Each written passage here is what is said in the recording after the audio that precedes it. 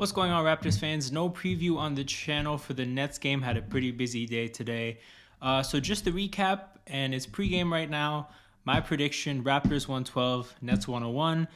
This team has no chemistry that we're going up against. They got beat up on in the first game. They have no identity as a team. They don't know what they're doing. Maybe they're going to be good at the end of the year, but they shouldn't be good now. Raptors have an opportunity to go 2-0. I have them winning by 11. We'll see how it goes. See you guys at halftime. Halftime check-in. 52-49 Raptors. The Raptors have a 3-point lead. First quarter wasn't good. Didn't do a good job defensively. Stayed in the game mainly because Brooklyn didn't make their shots. Second quarter, they did a pretty good job. Got the lead up to about 9, I think, but then eventually Brooklyn brought it back down to 3. Three things I want to talk about really quickly during the halftime chat. Siakam's playing phenomenal. 18, 8, and 4. 8 for 12 shooting from the field.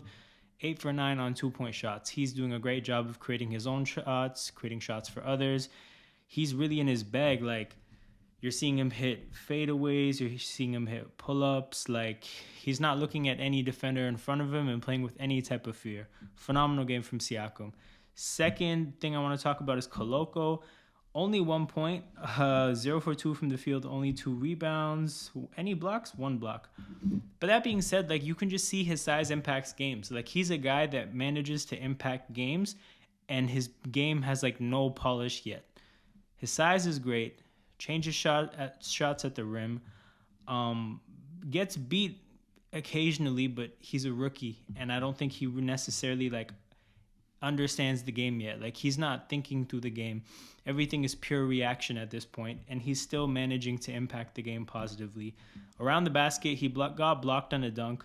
Like, one day he won't get blocked like he does in these games, and things will go better for him at the rim. But yeah, for now, like, he played 9 minutes. Honestly, I won't mind if he plays 9 more minutes in the second half, and this is the kind of player he is. 15 minutes, put his size around the basket on both sides of the court, and ultimately give the other team something else to think about. And then the last thing I wanted to talk about is the substitution pattern. So I believe this happened in the first game as well, but when we make our subs with roughly 4 minutes left in the first quarter, what happens is Gary and Scotty get left on the court, and the rest of the starters go out for bench players. So the unit ends up being Gary, Scotty, and bench players.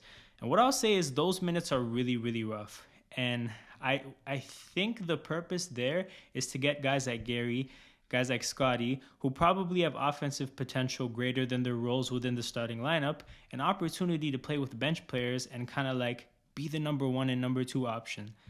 And clearly that's something that they're having to adjust to because they don't fare well in those roles, which is fair enough because, like, I don't think Gary's been in a situation where he's been anything close to a number 1 or 2. Scotty obviously hasn't had that opportunity frequently. So this is something they're going to have to get used to, or the substitution pattern has to change. But what I will say is that this is something to take note of. If we don't fare well at that part of the game because of that substitution pattern, is probably something that we shouldn't freak out about, because one, it'll change. If it doesn't work for an extended period of time, Nick Nurse will change the substitution pattern. 2, it could push Gary Trent and Scotty Barnes to grow and become better players ultimately in those roles, and we might benefit from that long term. So that's the last thing I wanted to talk about. The substitution pattern puts Gary and Scotty in a position where they have the opportunity to be the number 1 and number 2 guys with bench players around them, and it hasn't gone well in the first 2 games, but it might later. I think I've gone on for a little longer than I wanted to, but yeah, see you guys at the end of the game. We're back post-game. Raptors lose 109-105 to the Nets, and that one sucks, mainly because we got such a great performance from Pascal Siakam. 37 points, a triple-double, 15 from 20 from the field, constantly setting people up, especially down the stretch. There was like I think on the 10-0 run, he got 4 assists. He was setting everyone up for their looks. Scotty under the basket twice, Fred for a 3, OG for a 3. He had a phenomenal game, but ultimately he got very little help, all things considered. We don't have Boucher. We don't have Otto Porter Jr., so Precious Achiuwa is our main player off the bench, and the only one we can really rely on for production. And to be honest, he's had a shaky start from the season in terms of point scoring. 1 for 6 today and 4 points. only.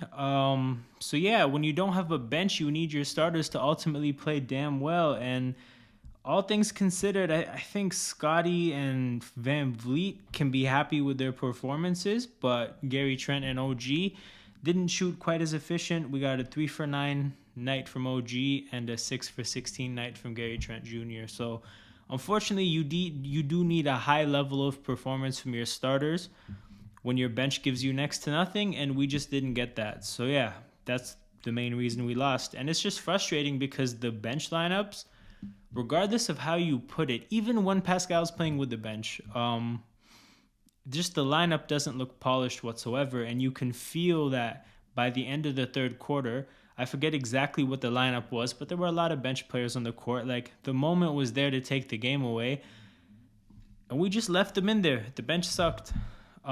Brooklyn made it a game, and to be fair, it took a comeback at the end for us to even make it a game. Brooklyn had a 10-point lead with about 4 minutes to go, and in a lot of instances, that's curtains. But somehow, some way, Raptors pulled off an amazing run, made it a game. Brooklyn made some tough shots at the end. Kyrie made a tough long 2. KD made a 3.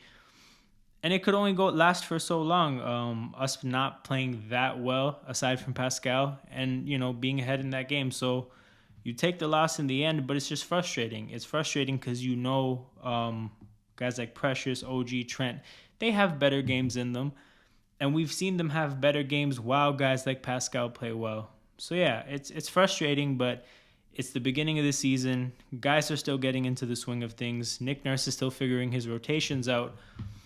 And yeah, you take losses like these and you move forward. I still think there's a lot to be encouraged about. Pascal's performance was really encouraging. Van Vliet, I think, looks really good in his new role. He's more of a connector, more of a facilitator for other players. Obviously, he can still shoot the hell out of the ball. 4 for 6 from 3 today. I think he was 3 for 6 yesterday. So he's shooting over 50% from 3 so far. Still shoots the hell out of the ball, spaces the floor. But he's an off-the-ball player now, and he's a player that once he gets the ball gets out of his hands a lot quicker. So I think he looks really good.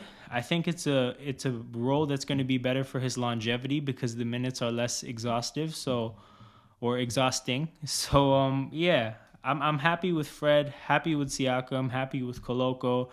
I know guys like Gary Trent Jr., OG, Achua are going to give us better performances. I know Otto Porter Jr. and Chris Boucher are going to help. Like, all things considered, like, whatever. You just take this loss and move on. But yeah, definitely a rough watch. I definitely forgot what it was like to feel stressed out by the Raptors because, boy, those last 5 minutes of that game were stressful. To feel your heartbeat like that, to feel your blood pumping, like, I kind of missed it, but I didn't really miss it. Like, it's unpleasant. It's unpleasant when you lose in those games, but it is what it is. You move on. Tomorrow we play Miami, and it's our first of 2 games in a row against Miami. So, hey, that's an opportunity. That's another Eastern Conference contender, another team that, we have an opportunity to make a statement against, and another team that's not doing well. I believe Miami's 0-2. They'll be hungry, but they're not doing well. So, opportunity to bounce back quickly, opportunity to forget about this as soon as possible. So I'll be back. I'll probably be doing a game preview and a game recap for that Miami game on Saturday. So yeah, let's hope Lowry helps us out. Let's hope he has a stinker, and let's hope we can get 2 wins in a row in Miami.